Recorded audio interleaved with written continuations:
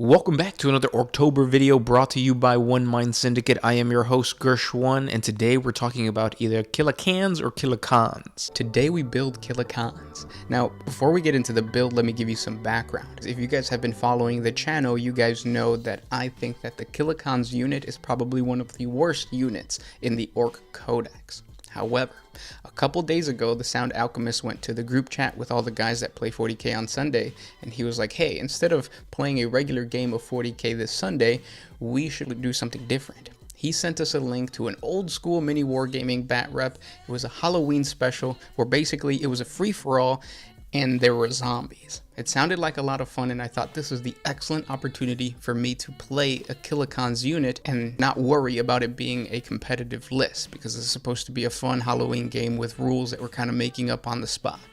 I've always wanted to play Killa cons because they look badass. They're just terrible on the tabletop. So the message was sent out on Thursday. I didn't actually get to building the Killa cons until Saturday, and I only had a couple of hours on Saturday to build, paint, and have a tabletop ready of Killa cons.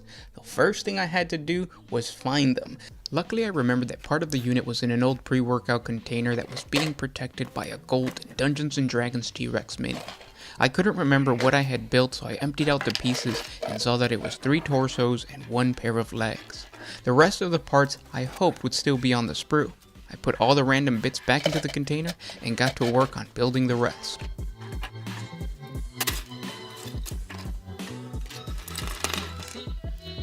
And this is what a Killa cons is made up of. 3 shoulder plates, 3 torsos, 3 legs, or 3 different pairs of legs. You have the weapons, you have a big shooter, a flamer, and the Grotzuka. Then you have the 3 different close combat weapons, and some extra bits. So luckily for me, the kit was pretty complete. The only thing that I'm missing is the rocket launches. I think that's a weapon option, but that's okay because I want to do a small little bit of kit bashing on some of the weapons, but I have to look through my bit collection box to find something to make a cool new weapon.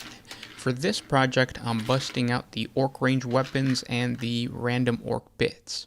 Now, nothing stands out in the range weapon box, just a bunch of knob combi weapons, but the random box had these bits from, I think they're the Rocket Boys pack, and I can definitely use this for weapon building.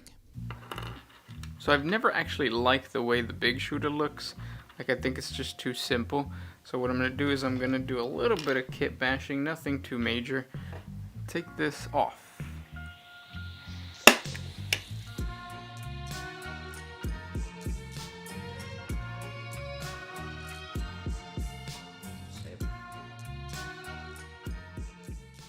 Now it looks like the Killa cons is going to be shooting a Gretchen into the enemy.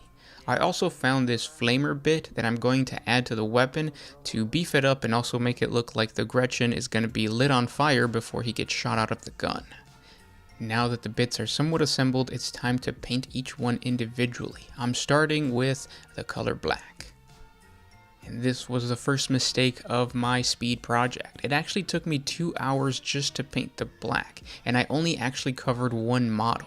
I underestimated how much black these models needed, so I needed to change my tactic in order to finish on time.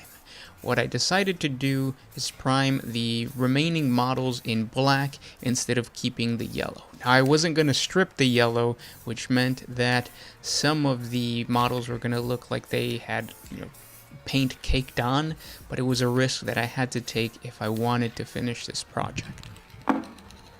While the 2 Killa con models are drying, I'm going to go back to the models that I already had progress with and hit it with a quick, heavy dry brush of silver.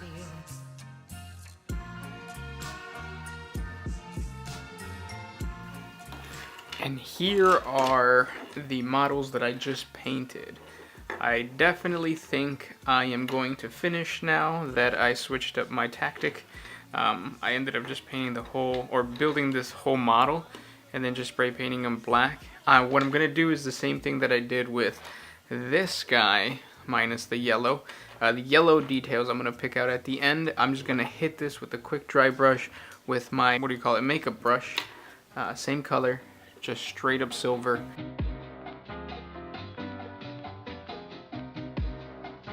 Now that the dry brushing is complete, it's time to assemble all of the parts. For the models that are all painted black, I'm going to have to paint the yellow parts once again, and as you can see, it has to be multiple coats. It can't just be one. That's just the thing about yellow, and it's all brands basically that I've ever tried. With yellow, it always requires more than one coat, which is what I was trying to avoid from the beginning. That's why I primed the entire thing yellow, but that's fine because this is still a lot faster than what my previous method was. As soon as I have the yellow sections painted, it's time to add weathering effects with a sponge and some brown paint. For this effect, I simply get paint on the sponge and dab the edges of the model with the sponge. I use brown on yellow because it appears as a rust effect on the model, as you guys can see.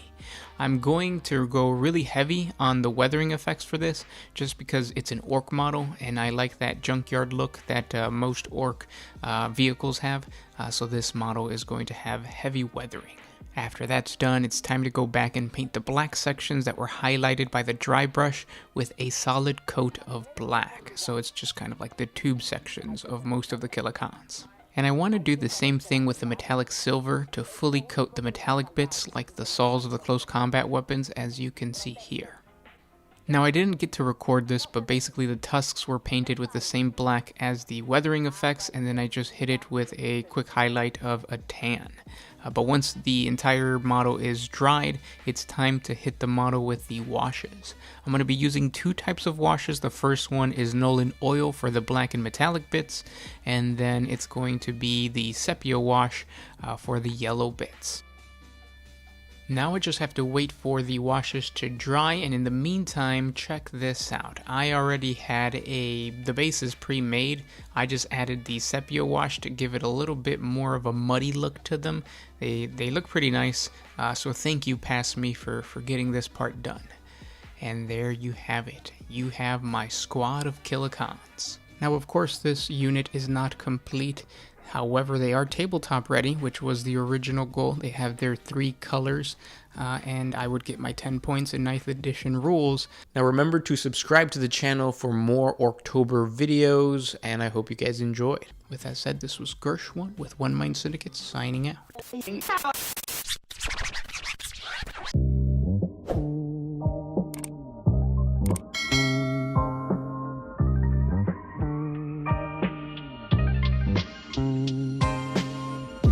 Oh, I used to put my